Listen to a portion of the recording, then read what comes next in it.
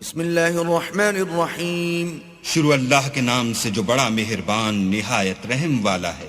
سبح اسم ربک الاعلی الذي خلق فسوى والذي قدر فهدى۔ اے پیغمبر اپنے پروردگار جلیل الشان کے نام کی تسبیح کرو، جس نے انسان کو بنایا پھر اس کے اعضاء کو درست کیا، اور جس نے اس کا اندازہ ٹھہرایا پھر اس کو رستہ بتایا۔ والذي اخرج المرعى فجعله غثاء احوى سنقرئك فلا تنسى الا ما شاء الله انه يعلم الجهر وما يخفى۔ اور جس نے چارہ اگایا پھر اس کو سیاہ رنگ کا کوڑا کر دیا، ہم تمہیں پڑھا دیں گے کہ تم فراموش نہ کرو گے، مگر جو اللہ چاہے وہ کھلی بات کو بھی جانتا ہے اور چھپی کو بھی۔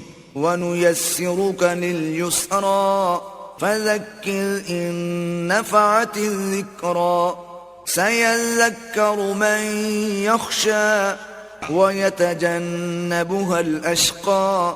ہم تم کو آسان طریقے کی توفیق دیں گے، سو جہاں تک نصیحت کے نافع ہونے کی امید ہو نصیحت کرتے رہو۔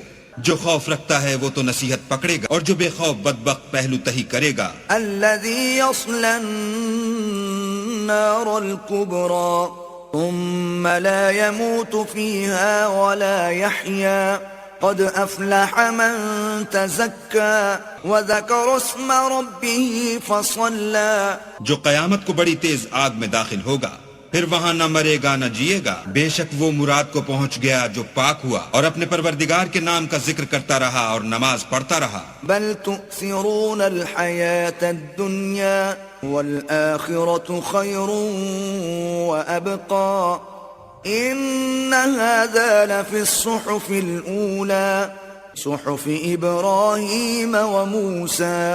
مگر تم لوگ تو دنیا کی زندگی کو اختیار کرتے ہو، حالانکہ آخرت بہت بہتر اور پائندہ تر ہے۔ یہی بات پہلے صحیفوں میں مرقوم ہے، یعنی ابراہیم اور موسیٰ کے صحیفے۔